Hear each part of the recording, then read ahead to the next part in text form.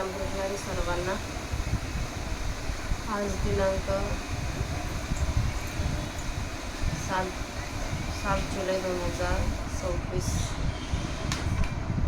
वार आहे मंगळवार।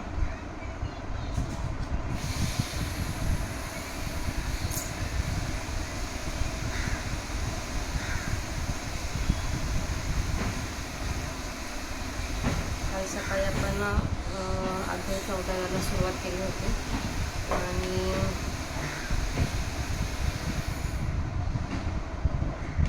अध्याय 14 आपण 159 ओव्यांचं वाचन केलं होतं। आता तिथून पुढच्या 50 किंवा त्याच्यापेक्षा थोड्या जास्त ओव्या मी आता वाचन करेन।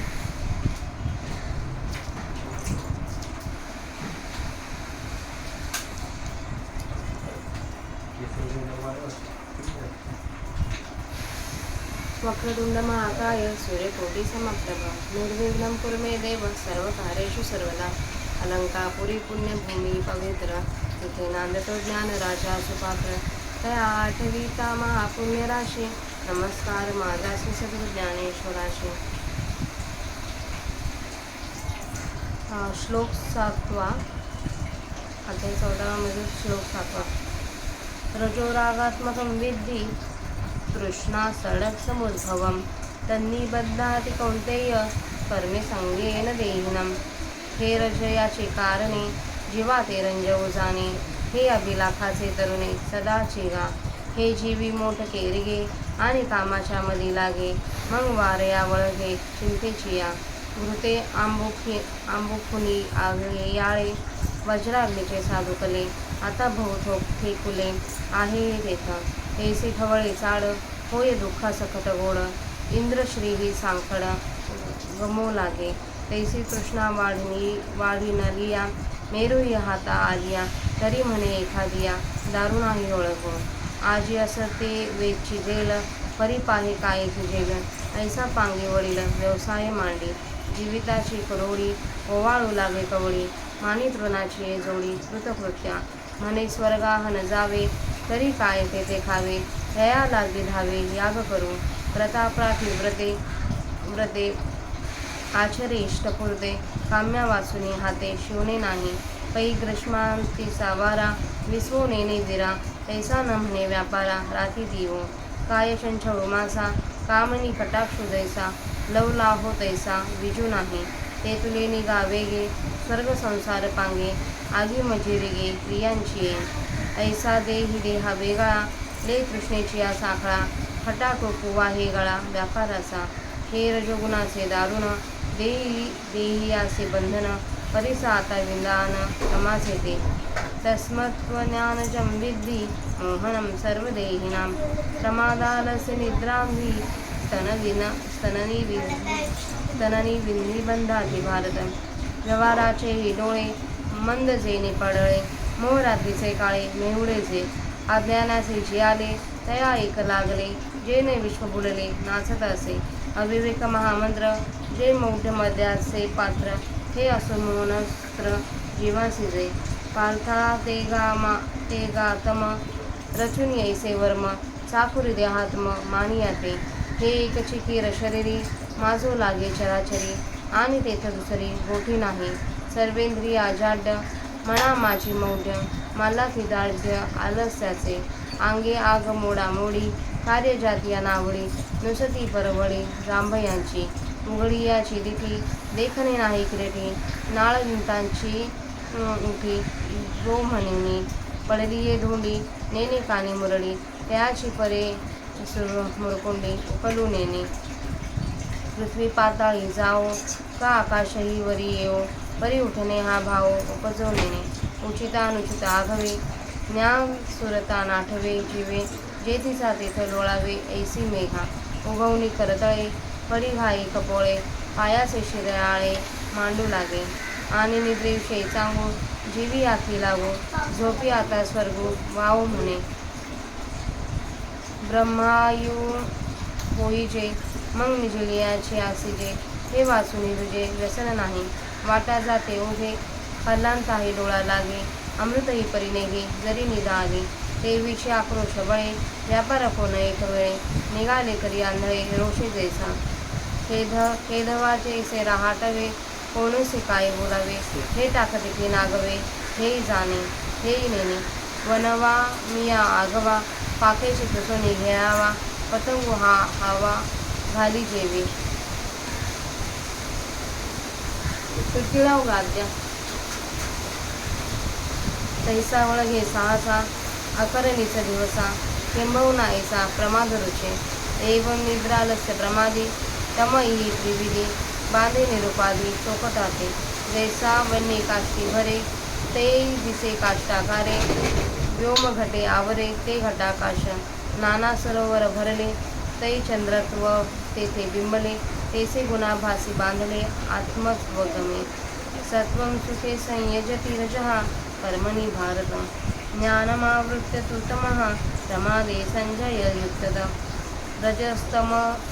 रजस्तममच्छाभिभूय सत्वं भवति भारत, रजः सत्वं तमश्चैव तमः सत्वं रजस्तथाः, परिहरुनि कफवात जे देही आटोपे पित्त, तै करी संतप्त देह चिरी, का वरिष आतप जैसे, जिनो निशित चिरिसे, तेव्हा होय हिम ऐसे आकाश हे, नाना स्वप्न जागृती, लोपोन ये सुश्रुती, तै क्षणु एक चित्तवृत्ती तेची होय, तैसी रजत मे हारवी, जय सत्व माझे मिरवी, ते जीवा करवी म्हणवी सुखिया नामी, तैसेची सत्वरज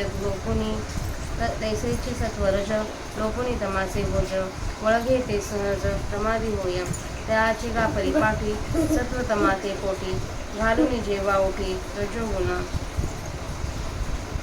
तेव्हा कर्मा वाचून काही, आन सौंदर्याची नाही, ऐसे माने देही देहराजू, त्रिगुण वृद्धी निरूपण, ही श्लोके सांगितले जाण, आता सत्वादी वृद्धी लक्षण सादर परिसा, सर्वद्वारेषु देहस्मिन् प्रकाश उपजायते, ज्ञानं यदा तदा विद्यादविवृद्धं सत्वमित्युत, लोभ प्रवृत्तिरारम्भ्य कर्मणामशमःस्पृहा, रजस्यतानि जायन्ते विवृद्धे भरतर्षभ, अप्रकाशो प्रवृत्तिच्छ प्रमादो मोह एव च, तस्मै तानि जायन्ते विवृद्धे कुरुनन्दन, यदा तत्त्वे प्रबुद्धे प्रलयं याति देहभृत, तदोत्तमविदालोका नमलान प्रतिपदते, रजसी प्रलयं गत्वा कर्मसङ्गेषु जायते, तथा प्रलीनस्तमासे मडयोनिषु जायते, पैरजतम विजय सत्वगादे ही ये, वाढताची नीती ऐसा हाती होती, जे प्रज्ञा अंतलीकडे न समाती बाहेर ओसडे, वसती पद्मखंडे धृती जैसे, सर्वेंद्रियाच्या अंगणी विवेक करे राबणे, साचची करचरणी होती डोळे, राजहंसापुढे चांतूचे आरगडे, तोडी जेवी झगडे चिरनिरांचे, तेवी दोषादोष विवेकी, इंद्रियेची होते पारखे, नियम बारे पायकी वाळ येते, नाईकने ते कानचे वाळी, न पाने ते दितीची गाळी, अवाच्छते टाळी जिभची गा, वाती पुढा जैसा पळे लागे काळवसे, निषिद्ध इंद्रिया तैसे समोर नोहे, धार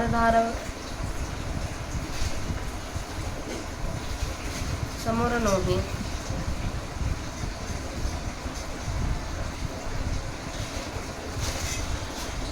धारधर काळे महानदेव चंबळे, तैसी बुद्धी पकळे शास्त्र जाती, अगा पुनमेच्या दिवशी चंद्रप्रभा धावे अगाची, ज्ञानवृत्ती तैसी पाके संगा, वासना एकवटे प्रवृत्ती ओटे, मानसविते विषयांपरे, एवं सत्व वाढे ते हे चिन्ह पुढे, आणि निधनही पडे तेव्हाची जरी, तरी जैसेची घरची संपत्ती, आणि तैसेचे उदार्य धैर्यवृत्ती, मा परत्रा आणि कीर्ती का नोहावे, का पाहाले स्वयाने झाल्या परगुणे, पडियंते ते पाहुणे स्वर्गुनिया, मग गोमटे येतया जावळी असे धनंजया, तेवी सत्वी जाणे देहा के आत्मिका, जे स्वगुणी घट घेऊन सत्व चौपट निघे सांडून पोपट भोगक्षमही अवसटे ऐसा जे जाय तो सत्वाचाची नवा होय किंबहुना जन्म नाही ज्ञानी माझे सांगपा धनुर्धरा राव रायपणे डोंगरा गेली अपुरा होय पायी नातरी येथे दिवा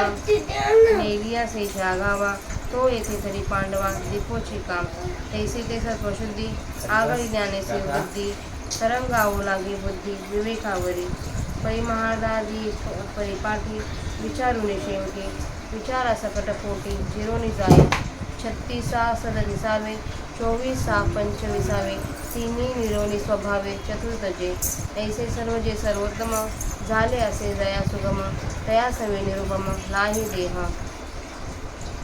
इथे आपल्या 225 ओव्यांचं वाचन झालं आहे. आता आपण त्यांचा मराठी अर्थ बघू.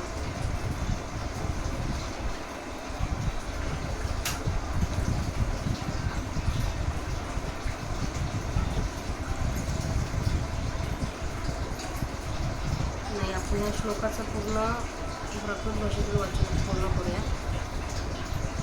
याची परिरेख तमसत्वाधोमुख बैसुनीचे आगळीक घरी रच आपली या कार्याचा घुमाड गावी देहाचा माझे विटे चिन्हाचा उदय यायचा पांजरे वावटरी दरी वेगळ वेटाळी तैसे विषय सरळ इंद्रिया होय करदारादी कपडे बरी वृद्ध ऐसे नावडे मग शेळी याची तोंडे सैवचारी हा ठायेवरी लोभू कधी स्वैरत्वाचा राव वेटाळीता लाभो ते तेवरे आणि आळ पडली या उद्यम जाता भलत्या प्रवृत्ती धनंजया हातून काढे देवीची एखादा प्रासादू का करावा अक्ष्मणू ऐसा अचाट छंदू घेऊन उठे नगरेची रचावी जळाशय निर्मावी महावनी लावावी नानाविले ऐसे सा अपाट्यकर्मी समारंभू उपक्रमी आणि दृष्टादृष्टकामी पुरे न म्हणे सागुर ही सांडी पडे आगी न लाहे ती न कवडे ऐसे अभिलाषी जोडे दुर्भरत्व स्पृहा मना पुढा पुढा आशेचा भेद बडा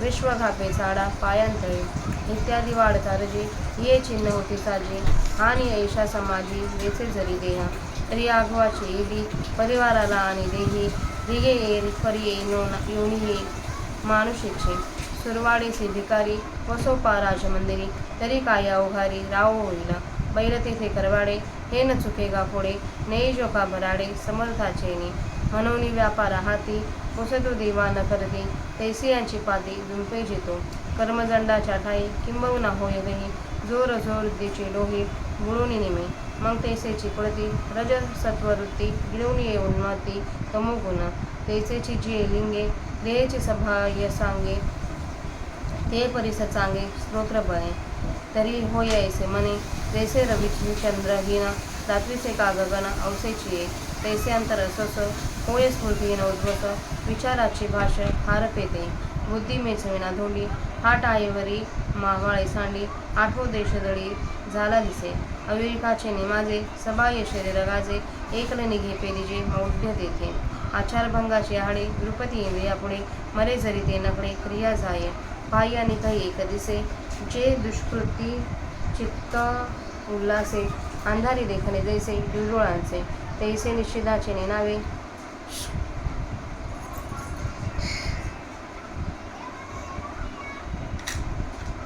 भलतेही भरे हावे ते विषय धावे घेते करेनी मदिरा न घेता उरले सन्निपाते विनभ्रळे निष्प्रेमेची भुले तिसे झेली जैसे चित्त तरी गेले आहे परी उन्मनी ते नोहे ऐसा माला तिचे मोहे माझी रोणी किंबहुना ऐसा असे येचे निर्दम घोषे जे वाडे आहे तिचे आपुलिया आणि हेचे होय प्रसंगे मरणाचे जरी खागे तरी ते तुझे निरगे तमेच येतो राई राई पण विजे साठवणी अंग तेजी मग विरुळी ते तुझी गोठी आहे का पै होनी दीपक लैका एरू आगो भिजो का जेथ लागे तेथ असं का तोचे आहे म्हणून तमाची येलो ते बांधून या संकल्पाते देह जाये ते मागवते तमाचीचे होय आता काय येईन भवे जो तमवृद्धी मृत्यू लागे तो पशु का पक्षी होय झाड का कृमी. इथे आपल्या 259 ओळींचं वाचन झालंय. आता आपण त्याचं मराठीत अर्थ बघूया.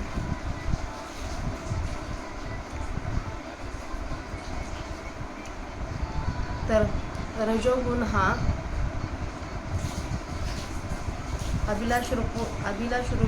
असून तृष्णा व आसक्ती ही यापासून उत्पन्न होत असतात असे समज. हे कौंतया, तो कर्मपाशाने म्हणजे मी अमुक करीन, मी तमुक करीन अशा तृष्णेने प्राण्याला बद्ध करतो. रजोगुणाला रज हे नाव याच कारणाकरते आहे की तो रजोगुण जीवाला विषयात रंजवण्याची कला जाणतो व रजोगुण हा अभिलाषेचा, लोभाचे, नेहमीचे कधी कमी न होणारे तारुण्य आहे. या रजोगुणाने अंतःकरणात थोडासा प्रवेश केल्याबरोबर तो जीव कामाच्या मस्तीत येतो आणि मग तो विषयाच्या चिंतनरूपी वाऱ्यावर स्वार होतो. पेटलेल्या अग्निकुंडात तूप शिंपडले व त्यात आणखी विजेच्या अग्नीने ते प्रदीप्त झाले असता त्या अग्नीस हे कमी आहे असे अथवा हे जास्त आहे असे म्हणता येईल काय? त्याप्रमाणे इच्छा खवळते व दुःखासकट सर्व गोष्टी गोड वाटतात व इंद्रांचे वैभव ऐश्वर्य सुद्धा थोडे वाटू लागते. तशा प्रकारे इच्छा वाढल्यावर मग जरी मेरू पर्वत हाती आला तरी तो असे म्हणतो की यापेक्षाही आणखी भयंकर श्रमाने मिळणारे असे एखादे स्थान असेल तर तेही मिळवण्याच्या खटपटीस लागू. जवळचे असलेले आज खर्च केले तर उद्या काय करावे असा तो अतितृष्णेने मोठ्या धंद्याला आरंभ करतो. कवडीवरून आपले जीवित ओवाळून टाकतो आणि गवताच्या काडीच्या प्राप्तीने कृतकृत्य त्या जन्माला आल्याचे सार्थक समजतो. स्वर्गाला गेले असता तिथे काय खावे असे म्हणतो व म्हणून याकरिता यज्ञ करण्यास धावतो. व्रतामागे व्रते आचरण करतो, इष्ट व पूर्त कर्मे करतो व काम्य कर्मापासून दुसऱ्या कशाला हाताने स्पर्श करत नाही. हे अर्जुना, जसा ग्रीष्म ऋतूचा शेवटाला वारा एक क्षणभर विश्रांती घेणे जाणत नाही त्याप्रमाणे हा रजोगुणी पुरुष व्यापार करीत असता दिवस अथवा रात्र म्हणत नाही. रजोगुणापुढे मासा कसला चंचल आहे. जसा स्त्रीचा नेत्र कटाक्ष चंचल असतो तसा तो रजोगुणी पुरुष आहे.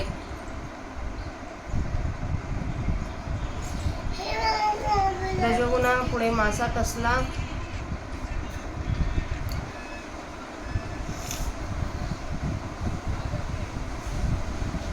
व्रतामागे व्रते आचरण करतो, इष्ट व पूर्त कर्मे करतो व काम्य कर्मापासून दुसऱ्या कशाला हाताने स्पर्श करत नाही. हे अर्जुना, असा ग्रीष्म ऋतूचा शेवटचा वारा एक क्षणभर विश्रांती घेणे जाणत नाही त्याप्रमाणे हा रजोगुणी पुरुष व्यापार करीत असता दिवस अथवा रात्र म्हणत नाही. रजोगुणापुढे मासा कसला चंचल आहे. जसा स्त्रीचा नेत्र कटाक्ष चंचल असतो तसा तो रजोगुणी पुरुष चंचल असतो. विजेमध्ये असा चंचलतेचा वेग नसतो. तितक्या वेगाने स्वर्ग व संसार यांच्या उत्कट इच्छा कर्मरूपी अग्नीमध्ये प्रवेश करतो. देहापासून जीवात्मा वेगळा असता तो देहामध्ये असता तेव्हा तृष्णेची बेडी आपल्या पायामध्ये अडकवून याप्रमाणे व्यापाराचा खटाटोप आपल्या गळ्यात अडकवून घेतो. देहधारी जो आत्मा त्याच देहामध्ये असतानाही रजोगुणांचे भयंकर बंधन असते. आता तमोगुणाचे कौशल्य आहे. तमोगुण तर अज्ञानापासून उत्पन्न होता असे जाण व तो सर्व प्राण्यांना मोह पाडतो. हे भारता, प्रमाद, दुष्कृत्य, आळस आणि निद्रा यांनी या 3 पाशांनी तो प्राण्याला बद्ध करतो. व्यवहाराचीही दृष्टी ज्या पडद्याने मंद होते असा तो तमोगुणाचा पडदा आहे व जो तमोगुण मोहरूपी रात्रीतील काळा ढग आहे त्या तमोगुणाला केवळ अज्ञानाचा जिव्हाळा आहे व ज्या तमोगुणाच्या योगाने सर्व जीव भ्रमिष्ट होऊन वाटेल तसे कर्म करतात. अविचार हाच त्या तमोगुणाचा महामंत्र आहे व तो तमोगुण मूर्खपणाची दारूचे भांडे आहे. हे राहू दे. जो तमोगुण जीवाला मोहनास्त्र भूल पाडणारे अस्त्र आहे. अर्जुना, तो तमोगुण अशा प्रकारे युक्ती तयार करून देह हाच आत्मा आहे असे समजणाऱ्याला जखडून बांधतो. पाय लागतोय अद्या.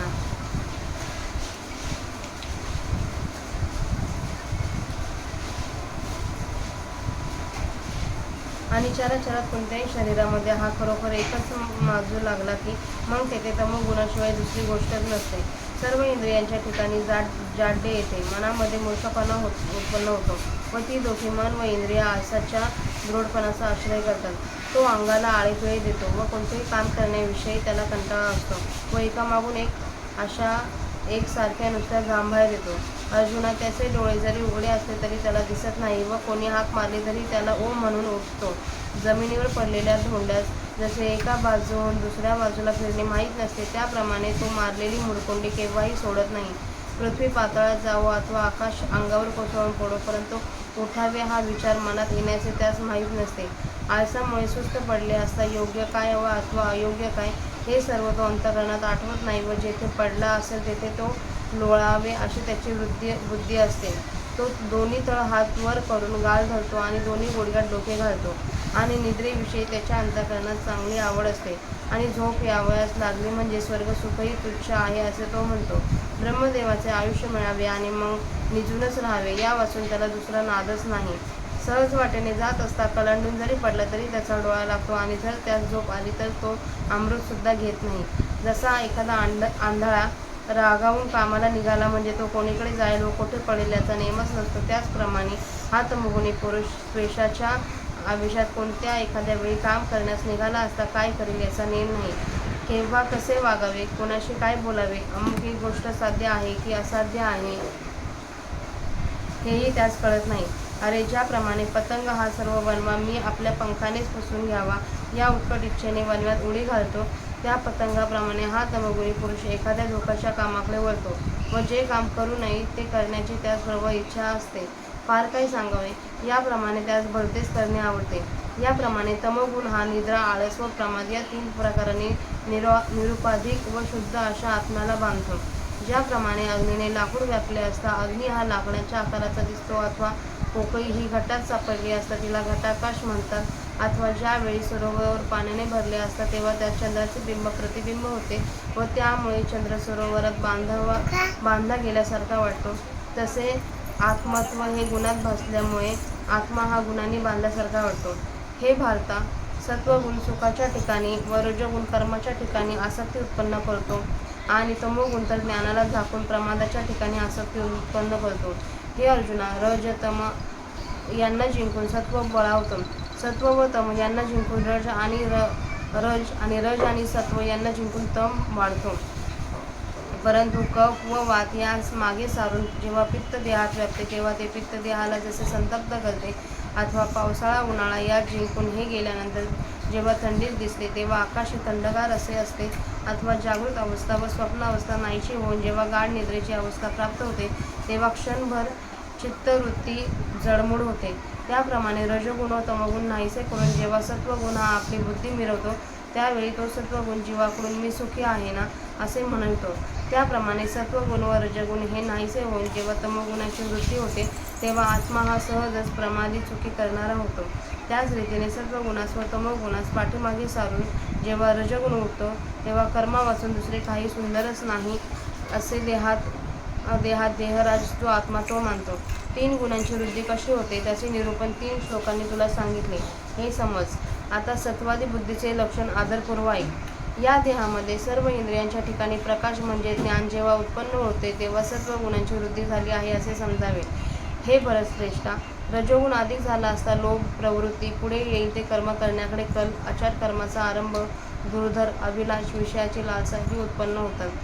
हे करू नंदना, तमोगुण अधिक झाला असता अविवेक, अप्रवृत्ती, प्रमाद व मोह ही निर्माण होतात. सत्वगुणांची वाढ असताना जर मनुष्य मृत्यू पावला तर तो ज्ञानी व शुद्ध अशा लोकांमध्ये जन्म पावतो. रजोगुणाची वाढ असताना मरण पावल्यास कर्मासक्तीने युक्त अशा मनुष्यलोकी जन्म पावतो. त्याचप्रमाणे तमोगुणाची वृद्धी असताना मरण पावल्यास पुरुष लोह, लोष्ट, पाषाण इत्यादी ज्ञानहीन योनीमध्ये जन्म पावतो.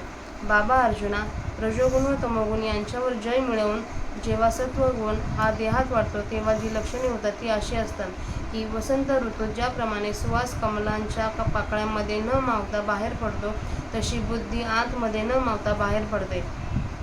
सर्व इंद्रियांच्या अंगणात विवेक पहारा करतो व हातपायांच्या ठिकाणी खरोखरच डोळे होतात. म्हणजे हातपाय हे कर्मेंद्रिय असूनही त्यांना चांगले व वाईट निवडण्याची शक्ती येते. राजहंसापुढे दूध व पाणी यांचे मिश्रण ठेवले असता त्या राजहंसाच्या चोचीचे डोक जसे त्या मिश्रणातील दूध व पाणी यांची वेगळी करते, त्याप्रमाणे पाप पुण्य निवडण्यात इंद्रियच परीक्षा करणारी होतात व त्यावेळेला अरे अर्जुना, इंद्रिय निग्रह हाच आपण होऊन सेवाचाकरी करीत असतो. जे ऐकू नये ते कानच वर्ज्य करतात, जे पाहू नये ते दृष्टीच टाकून देते, ज्याचा उच्चार करू नये ते जीभच टाळते. दिव्यापुढे जसा काळोख पळावयास लागतो त्याप्रमाणे इंद्रियांसमोर निषिद्ध विषय येत नाही. पावसाळ्याच्या दिवसात जसा महानदीला अपरंपार पूर येतो त्याप्रमाणे सर्व शास्त्रात बुद्धी पसरते. अर्जुना, पौर्णिमेच्या दिवशी ज्याप्रमाणे चंद्राचा प्रकाश आकाशात सर्वत्र पसरतो त्याप्रमाणे ज्ञानवृत्ती सर्वत्र पसरते. वासना एकत्र होतात. एक ब्रह्मप्राप्तीविषयी काय ती वासना असते. संसाराकडे मनाची असलेली धाव कमी होते व मन विषयांना विटते.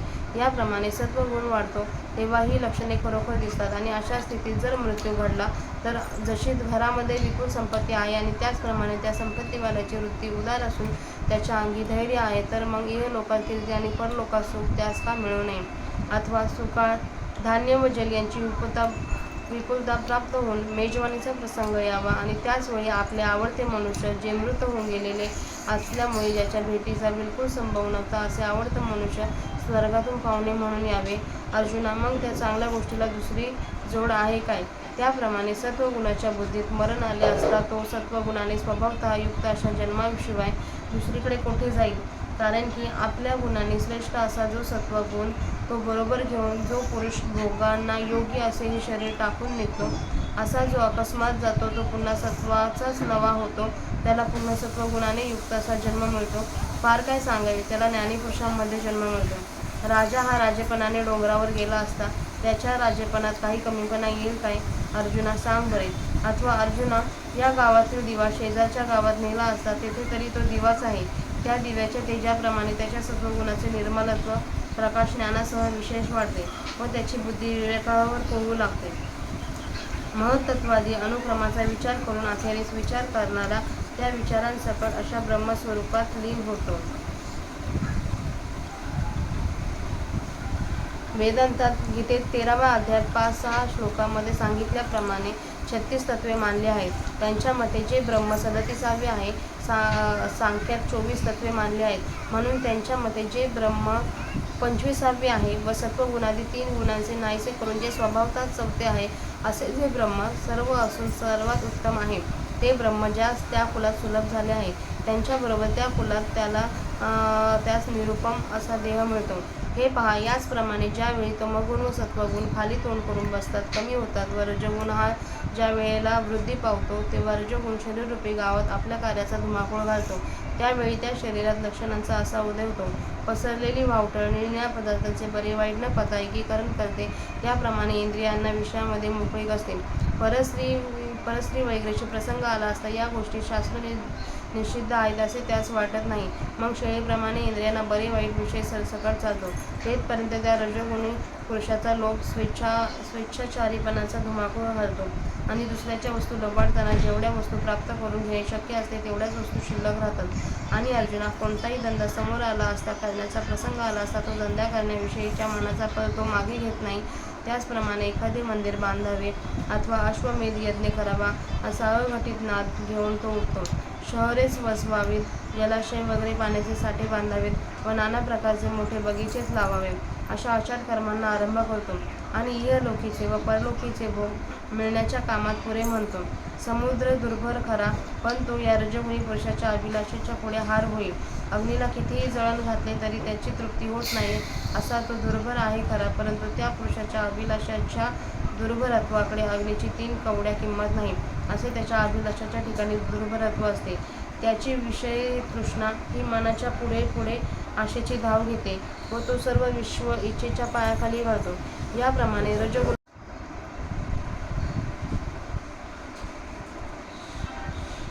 या सर्व लक्षणांनी युक्त असा तो रजोगुणी पुरुष दुसऱ्या देहात प्रवेश करतो. परंतु मनुष्याचीच योनी असते. हे पहा, एखादी भिकारी चैनीने राजवाड्यात असे नाका तर तेवढ्यावर तो राजा होईल काय? बैलाला जरी श्रीमंताच्या लग्नाबरोबरच्या मंडळींनी गाडी जेवून नेला तरी त्याच्या कपाळाचा कडबा खरोखर चुकत नाही. म्हणून व्यापारामुळे ज्यांना रात्रंदिवस विसावा मिळत नाही अशा प्रकारच्या लोकांच्या पंक्तीत तो जुंपला जातो. दशांच्या कुळात तो जन्मतो. फार काय सांगावे, जो रजोगुणाने बनलेल्या वृत्तीचा उत्कर्ष रूपी डोहात बुडून मरण पावतो तो कर्मठांच्या कुळात जन्मतो. त्याचप्रमाणे जेव्हा पुढे रजोगुण व सत्वगुण नाहीसे करून तमोगुण उन्नतीला येतो, त्यावेळी जी लक्षणे देहाच्या आत बाहेर असतात ती आता आम्ही तुला सांगतो. ती चांगल्या श्रोत्रबाळाने लक्षपूर्वक ऐक. तर जसे अमावास्येच्या रात्रीचा आकाश सूर्य व चंद्र यांनी रहित असते तसे त्यांचे मन होते, त्याचप्रमाणे अंतःकरण पूर्णपणे विचारशून्यावर रिकामे असते तेव्हा त्या अंतःकरणात सारासार विवेकाची गोष्ट नाहीशी होते. बुद्धी जडपणात धोंड्यालाही दाद देत नाही, मागे जाते. तेथपर्यंत तिने मौपणा टाकलेला असतो आणि त्याची स्मरणशक्ती देशोधडीला झालेली असते. शरीराच्या आत बाहेर विवेकाचा अतिरेक ढळढळीत दिसतो व त्या तमोगुणाच्या ठिकाणी एकट्या मूर्खपणाची देवघेव होते. ज्याप्रमाणे महारवाड्यामध्ये हाडे रोवलेली पाहणारा जसा हा महारवाडा आहे असे समजतो, त्याप्रमाणे या तमोगुणी पुरुषांच्या इंद्रियरूपी महारवाड्यावर आचारभ्रष्टता-रूपी हाडे रोवलेली असतात. त्यावरून हा तमोगुणी आहे असे समजले जाते व हा तमोगुणी पुरुष मरेपर्यंत त्याच्या क्रिया आचारभ्रष्टतेकडे जातात. म्हणजे मरेपर्यंत तो भ्रष्टाचरण करतो. पहा, आणखी त्याच्या ठिकाणी एक लक्षण दिसते, ते हे की जसे घुबडास अंधारातच दिसते, त्याप्रमाणे या तमोगुणी पुरुषास वाईट कर्मे करण्यास चित्ताला स्फुरण चढते. त्याप्रमाणे निषिद्ध कर्म म्हटले की वाटेल ते निषिद्ध कर्म करण्याच्या उत्कट इच्छेत तो सापडतो. पाय काढणं सापडतो व ती निषिद्ध कर्माविषयीची इच्छा पूर्ण करण्याकरता त्याची इंद्रिय धाव घेतात. हा तमोगुणी पुरुष दारू न पिता झोकांड्या खातो, सन्निपात वायूशिवाय बरळतो आणि वेड्या मनुष्याप्रमाणे प्रेमावाचून हा भुलतो. त्याचे चित्त तर नाहीसे झालेले असते, पण ती उन्मनी अवस्था नाहीसी याप्रमाणे उन्मत्तकारक मोहाकडून वश केले जातात. फार काय सांगावे, जेव्हा तमोगुण आपल्या सामग्रीने पूर्णपणे वाढतो तेव्हा ती अशी ही चिन्हे पोचतात. आणि ह्याच तमोगुणाच्या उन्नतीचा प्रसंग असताना जर मरणाचे ठिकाण प्राप्त झाले तर तो तमोगुणी पुरुष तितक्या तमोगुणासह पुढला जन्म घेतो. मोहरीचे झाड जरी आपला मोहरीपणा बिया साठवून मग जर आपले अंग टाकेल तर ते मोहरीचे झाड मरेल व त्या बीजापासून जो अंकुर फुटेल त्याला मोहरीपणाशिवाय दुसरी गोष्ट आहे काय? अग्नी हा दिव्याची ज्योत होऊन अग्नीपासून दिवा लावल्यावर मग तो पहिला अग्नी जर विझला तर विझेना का? कारण की ज्या ठिकाणी त्या दिव्याची ज्योत लागेल त्या ठिकाणी तो पूर्वीचा सगळा अग्नी आहे. म्हणून तमाच्या मोठे संकल्पाला बांधून म्हणजे तामस संकल्प करीत असताना ज्याचा देह पडतो त्याला पुन्हा तमाचाच देह मिळतो. आता असे हे पुष्कळ बोलून काय करायचे आहे? जो तमाच्या उत्कर्षात मरण पावतो, जो पशु अथवा पक्षी अथवा झाड किंवा किडा होतो. तर इथं आपल्या 259 ओव्यांचा मराठीत अर्थ वाचून झाला आहे. आजची झालेली सेवा माऊलींच्या समाधीवर अर्पण करूया